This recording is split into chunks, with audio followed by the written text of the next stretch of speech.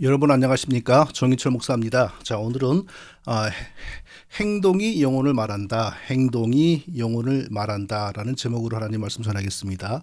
본문은 요한계시록 3장 1절부터 6절까지이고요. 요한계시록 25번째 강해하는 시간입니다. 그리스도께서 사대교회에 보내신 편지 두 번째로 살펴보는 시간입니다. 자, 오늘 계속해서 사도교회 목회자에게 보내신 편지에서 발견되는 중요한 사실 하나를 찾아보겠습니다. 자, 그것은 사람은 자기 행동으로 자기의 영적인 상태, 자기 영혼의 상태를 스스로 말하고 증거한다라는 것입니다. 사람은 자기의 영적인 상태를 스스로 증거하고 말하는데 그것은 바로 그 사람의 행동이다라는 사실입니다. 자, 그리스도께서는 사도교회가 아니고요. 사도라는 그 섬이 제 고향에 있는데 자꾸 사도라 그러네. 사대교회의 목회자의 무엇을 보시고 그가 영적으로 죽은 상태라고 판단하셨습니까? 행위,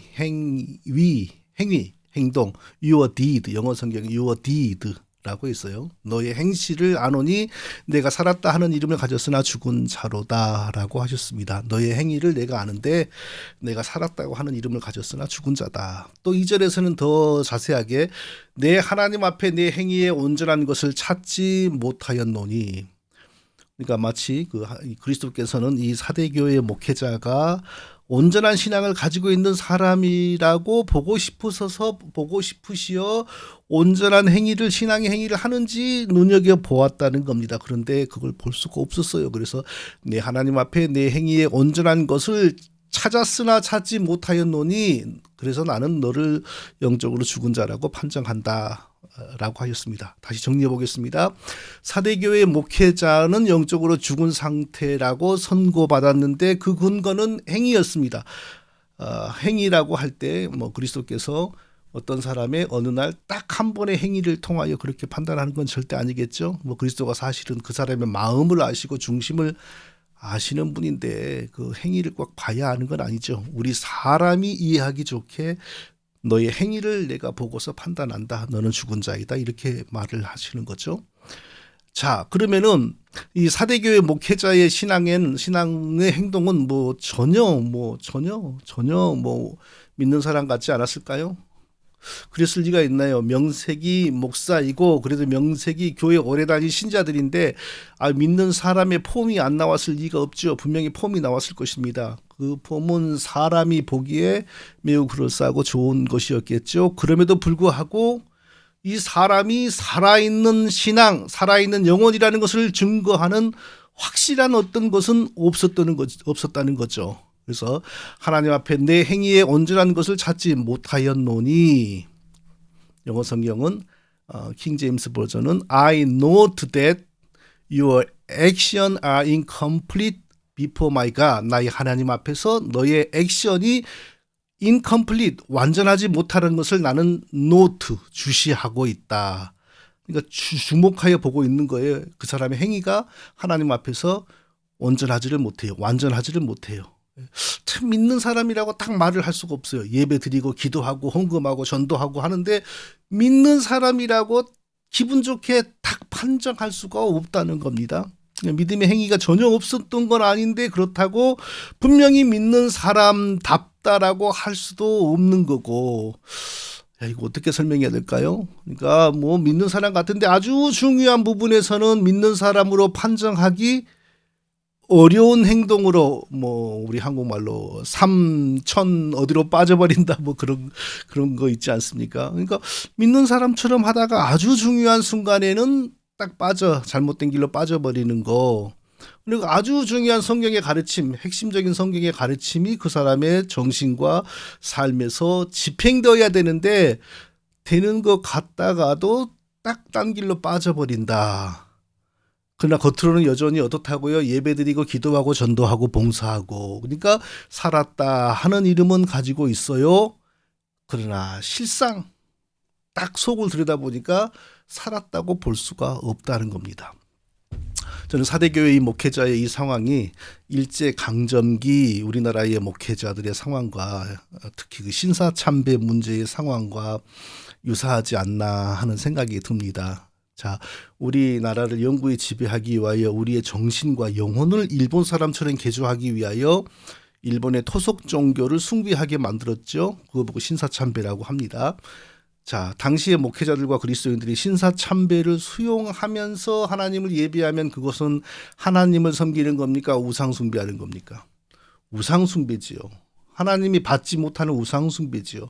지금 우리가 단군을 먼저 경배하고 단군을 찬송하고 무슨 사명대사 채영 막 이런 관훈장 이런 사람에게 먼저 경배를 바치고 난 다음에 사도신경합시다 하고 예배드리면 하나님 섬기는 게 아니죠. 그것은 하나님 모욕하는 우상숭배죠.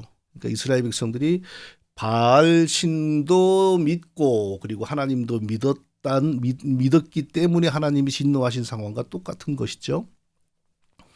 자, 제가 당시 최덕선 교수님이라는 분의 책에서 당시 신사참배를 수용한 교회의 실제 주보를 봤어요. 뭐 주보 막 글자를 삐뚤삐뚤 썼는데 주보의 순서를 보니까 제일 앞에 제일 먼저 국가봉창, 지금 우리나라로 말하면 애국가죠. 근데 이게 단순한 애국가가 아니라 일제를 그 일본 정부를 우상시하고 뭐 영원히 무용하라 뭐 일본 제국이요 뭐 그런 내용 아니었겠습니까? 그다음에 궁성요배, 제가 정확하게는 잘은 모르겠지만 요배 절하는 거 아닙니까? 궁성 아마 뭐 천황이 사는 그 황궁을 향하여 보면서 요배 절하는 거.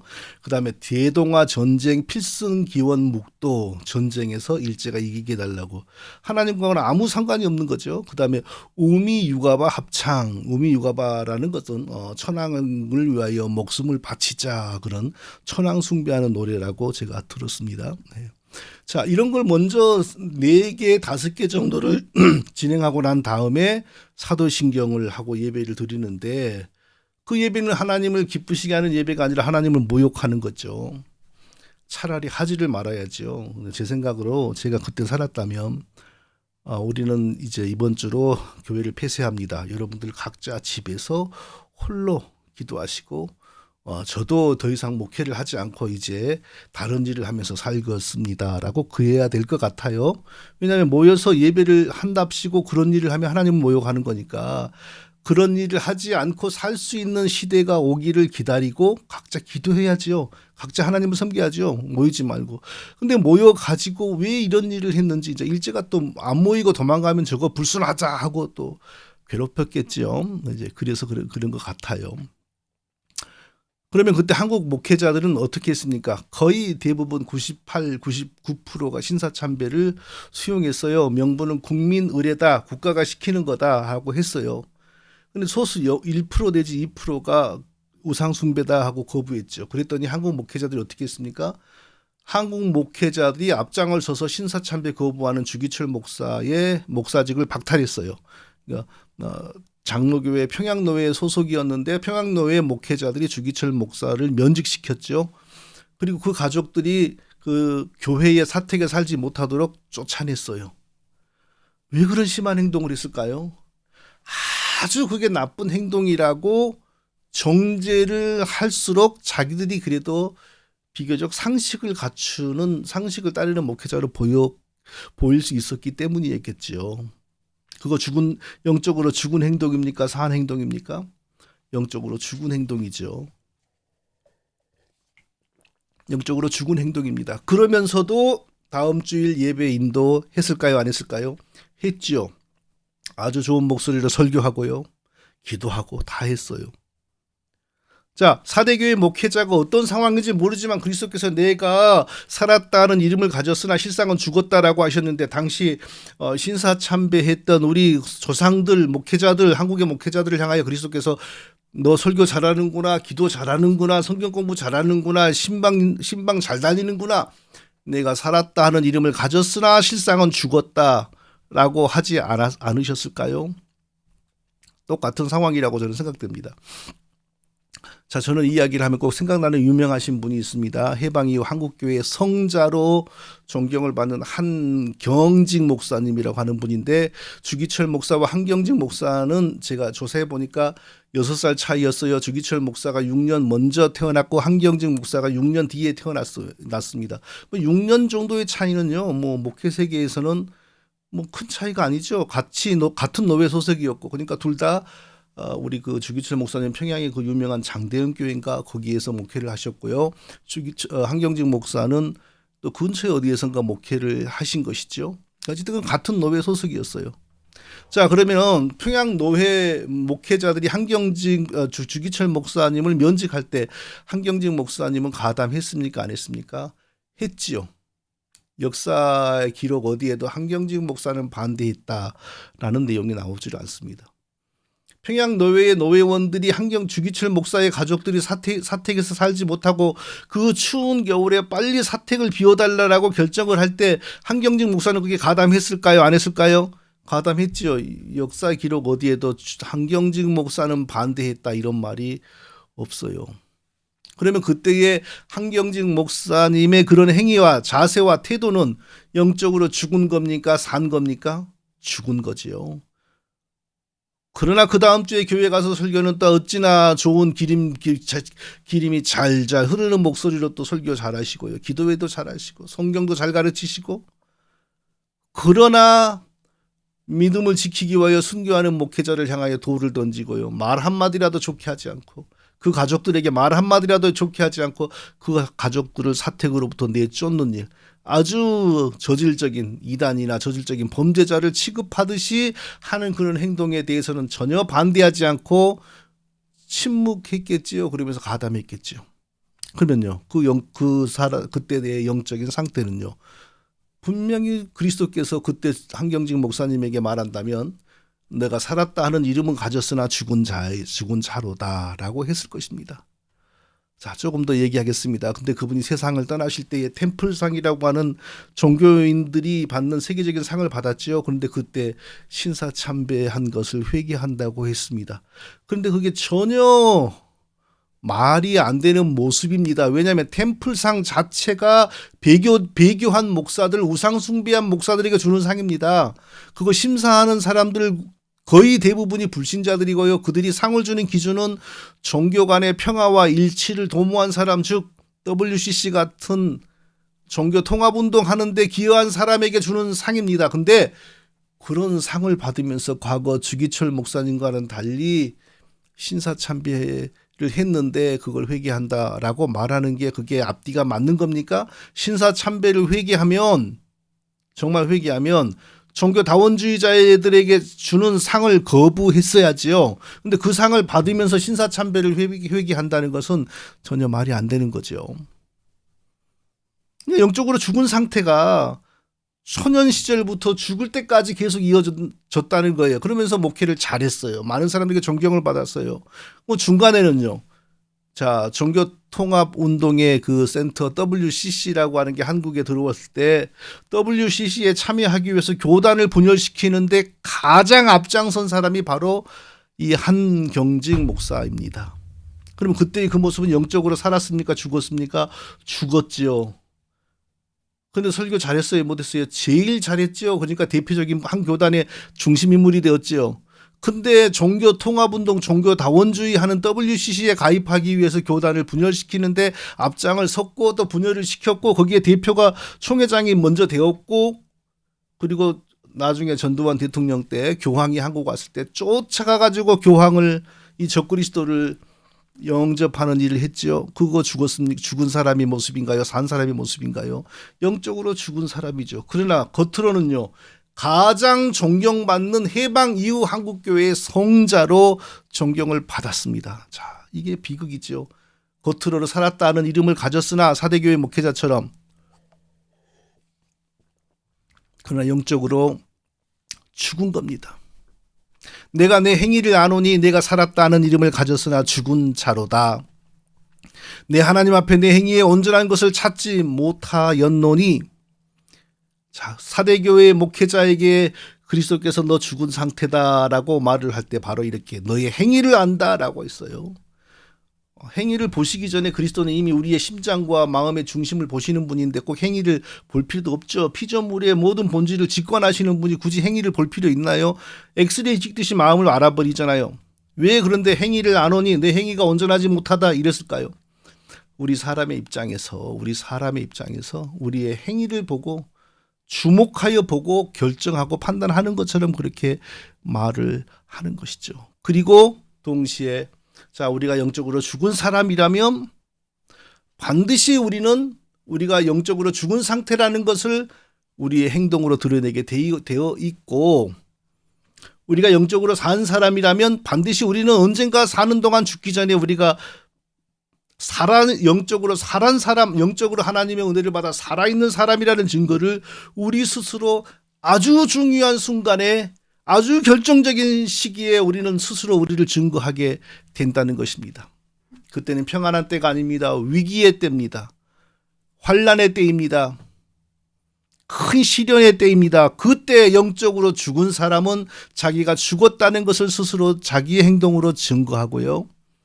그때 영적으로 하나님의 은혜를 입어 산 사람은 자기가 영적으로 살아있는 사람이라는 사실을 자기 스스로의 결정과 행동을 통하여 드러내고 선포한다는 것입니다.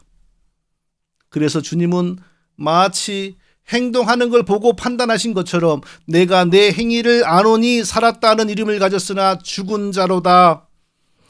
내 하나님 앞에 내 행위에 온전한 것을 찾지 못하였노니, 그냥 좋은 행동, 올바른 행동이 있는지를 찾으려고 막 두리번 하신 것처럼 묘사하시잖아요.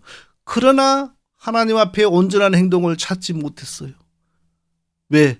죽은 사람이기 때문에 스스로 자기의 행동을 통하여 그가 영적으로 죽은 사람이라는 걸 드러낸다는 거예요. 그래서 주님은 그것을 보고 우리가 알라는 거예요.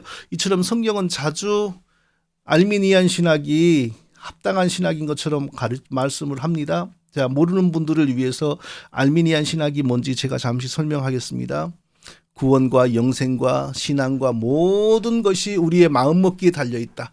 내가 믿기로 마음먹고 내가 예수님을 받아들이기로 마음먹으면 그것으로 인하여 내가 구원을 받고, 내가 믿지 않기로 마음먹고 내가 예수님을 받아들이지 않기로 마음먹으면 그것으로 인하여 내가 지옥을 간다. 이게 바로 알미니안 신학이라는 겁니다. 예수님은 우리의 구원을 설명할 때 꼭 알미니안 신학이 맞는 것처럼 자주 설명을 하셨습니다. 누구든지 사람 앞에서 나를 부인하면 나도 하늘에 계신 내 아버지 앞에서 그를 부인하리라. 우리가 이 땅에서 어려운 순간, 환난의 때에, 시련의 때에 예수님을 부인하면 예수님도 우리를 나중에 부인한다. 그래서 우리가 지옥 간다. 이렇게 말씀하셨어요. 자, 이 말씀이 정말 예수님의 본심에서 나오는 말이면 예수님은 100% 알미니안 신학자입니다.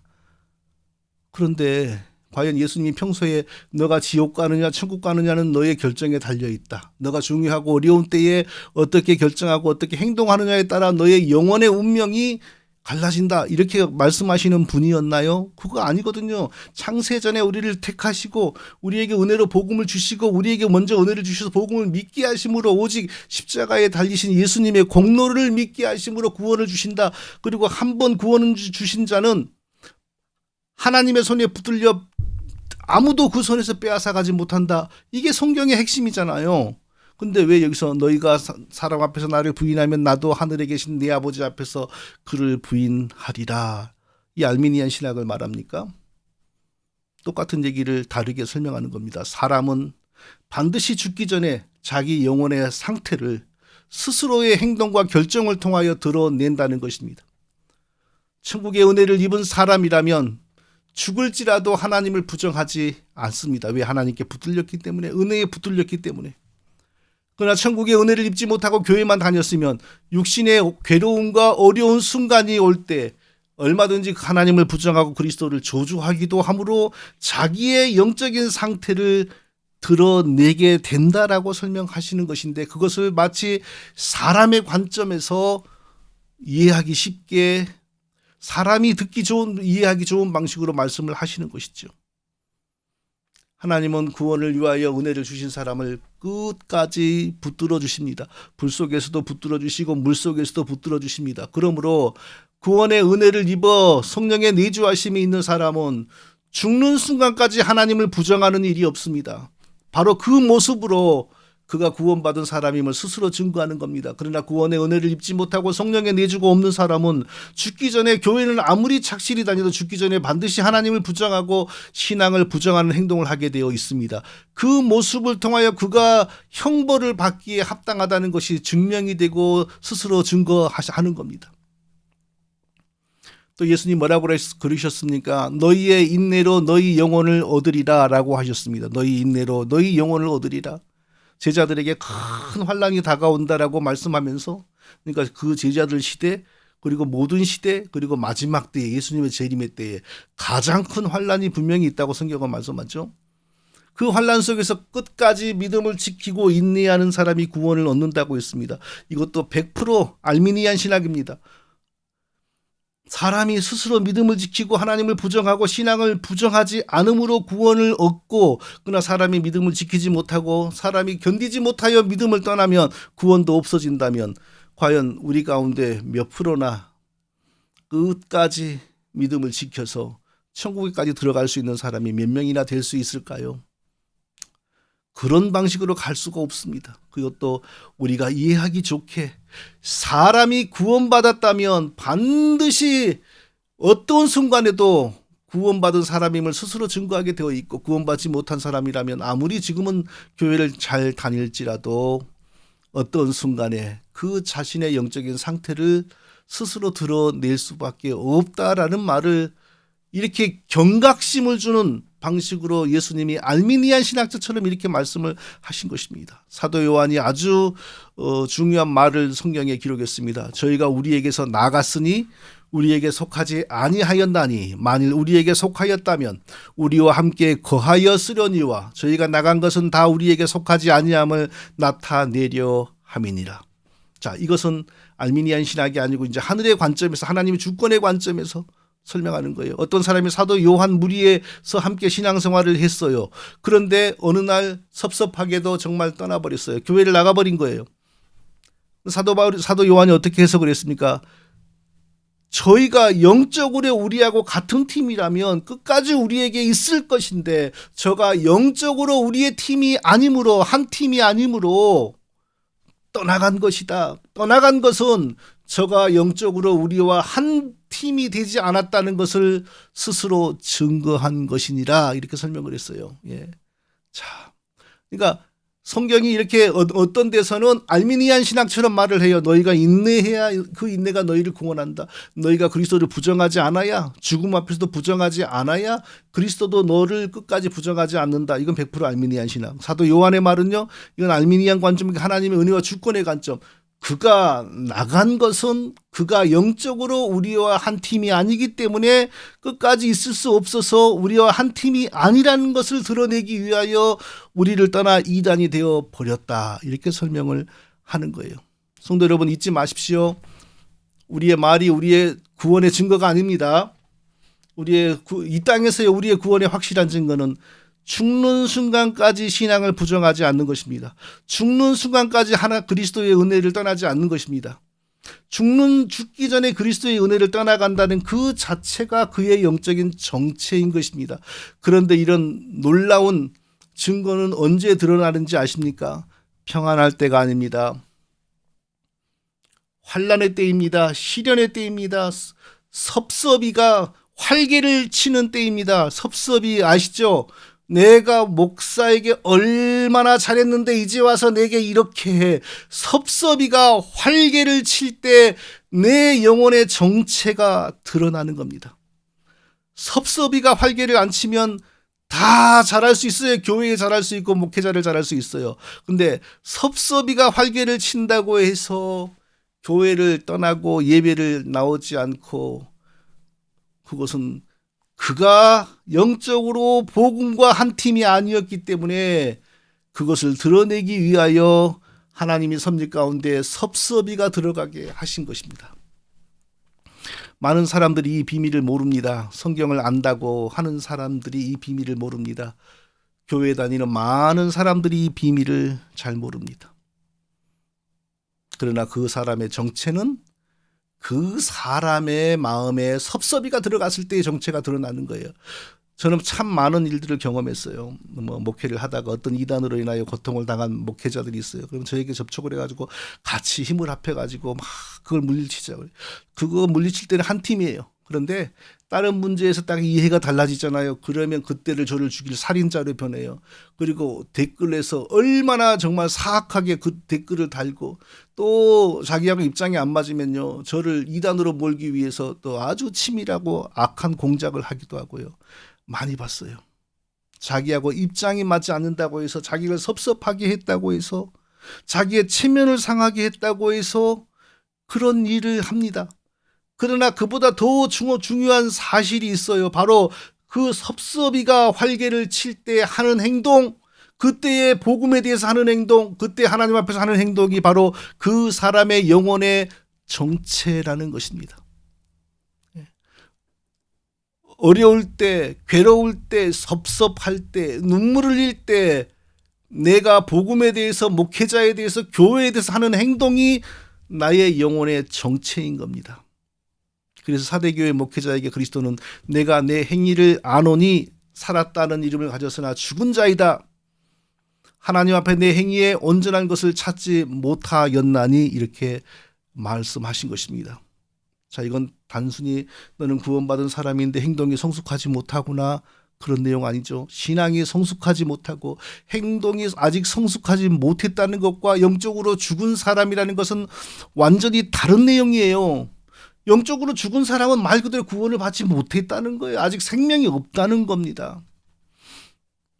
저는 유명한 신학 교수들이 요즘에 다시 WEA라고 하는 것을 한국에 끌어들이려고 안달을 내는 모습을 보면서 이해가 되지 않습니다. 인간으로서 이해가 되지 않습니다. WEA라는 것도 사실 WCC라고 하는 것하고 다르지 않습니다. 다 천주교를 연합하려고 끌어들이려고 합니다. 심지어 안식교도, 심지어 저기 유대인들은 예수 믿지 않아도 하나님 백성이라 다 복음을 허물어뜨리는 겁니다. 그런 우리나라 이단이 부족해서 그런 세계적인 이단을 또 끌어들이려고 그렇게 일을 쓸까요? 신학 박사이고 교수라고 하는 사람들이 그것을 끌어들이면 달라지나요? 이단이 진리로 변하나요? 아니에요. 그런 거 아니에요. 다른 의미가 있는 일 뿐이에요. 그 신학 박사들과 교수들이 영적으로 죽은 상태라는 사실을 지금 스스로 증명하는 것이고, 그래서 그들이 훗날 하나님 앞에 큰 책망과 환난과 형벌을 받기에 합당하다는 것을 스스로 지금 증거하고 있는 것 뿐입니다. 하나님은 우리에게, 인간에게 반드시 장차 영벌에 처해질 사람에게는 스스로 거기에 합당한 사람이라는 것을 스스로 행동하게 하시고, 그래서 오늘 본문에서도 그리스도께서는 사대교회 목회자에게 내가 내 행위를 아노니 살아있다는 이름을 가졌으나 죽은 자이다. 하나님 앞에 내 행위에 온전한 것을 나는 찾지 못하였다라고 하는 것입니다. 자, 이런 책망을 우리가 만일 받았다고 하지요. 그런데 우리가 영적으로 죽었어서 그런 행동을 한 게 아니고 정말 영적으로 미성숙하고 온전하지, 더 좀 감정에 치우치고 그래서 그런 행동을 했다고 해요. 그러나 사실 우리가 영적으로 하나님 앞에서 살아있는 사람이 맞다면 그 사실도 우리가 분명히 증명하게 되어 있어요. 스스로 증명하게 되어 있어요. 어떻게 해요? 성경과 복음으로 돌아가는 회개를 하는 겁니다. 자, 영원히 죽어있는 상태인 사대교회 목회자에게 그리스도께서 이렇게 말씀하셨어요. 내가 어떻게 받았으며 어떻게 들었는지 생각하고 지키어 회개하라. 자, 내가 어떻게 받았으며 어떻게 들었는지, 이게 무슨 말이죠? 영어 성경 킹 제임스 버전을 보니까 Remember what you have received and heard. Remember what you have received and heard. 기억하라. What you have received. 너가 이미 받은 것을 기억하라. 그리고 너가 이미 들은 것을 기억하라. 무슨 뜻일까요? 너가 처음에 그리스도인이 될 때, 교회 다닐 때 처음에 들었던 복음, 처음에 성경에서 배웠던 것을 기억하라. 그것을 너가 어떻게 받았고 어떻게 들었는지를 지키고 생각하고 지켜 회개하라, 이렇게 말씀하신 것입니다. 자, 이것을 통해서 우리는 이 목사의 행위가, 잘못된 행위가 배교와 또는 이단과 상관이 있었다는 걸 추측할 수 있습니다. 처음에 복음을 들었을 때, 처음에 복음을 받았을 때, 처음에 하나님이 주신 것과 다른 믿음, 다른 사상을 용납하거나 거기에 가담했던 겁니다. 그래서 다른 복음에 고개를 숙이는 걸 보고 너는 살았다 하나 실상은 죽은 자이다. 너의 행위에 온전한 것을 나는 보지를 못했다라고 이렇게 판정을 하시고, 그리고 한 번의 기회를 더 줍니다.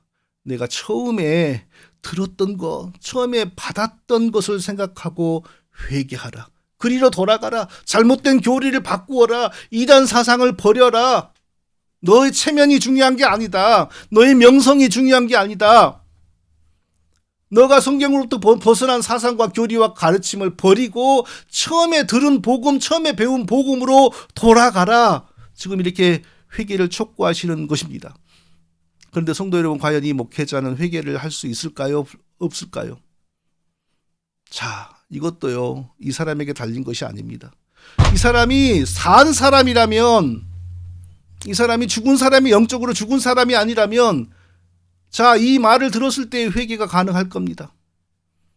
그러나 이 사람은 처음부터 죽은 사람이었다면 사람이 무슨 재주로 회개를 합니까? 사람이 무슨 재주로 이단을 버리고 거짓된 가르침을 버리고 성경으로 돌아갑니까? 사람은 못합니다.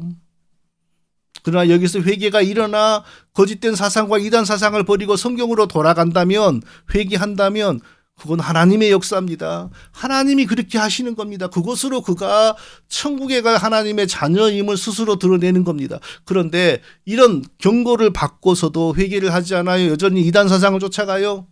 이단을 스스로 버리는 사람은 없어요. 그러니까 그가 이단을 버리고 배교에 떠나 성경으로 돌아간다면 그건 하나님의 은혜입니다. 하나님의 은혜가 역사하는 겁니다. 그러니까 그것은 그가 영적으로 살아있고 처음부터 하나님의 손에 붙들린 사람이라는 것을 스스로 드러내는 것입니다. 사랑하는 성도 여러분, 위기의 순간, 환난의 순간, 고통의 순간, 섭섭이가 활개치는 순간에 우리는 우리의 정체를 드러내게 되어 있습니다.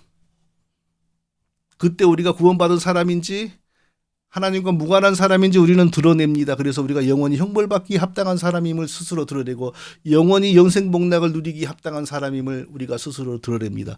근데 그것이 마지막 끝은 아닙니다. 한 번의 기회가 또 있어요.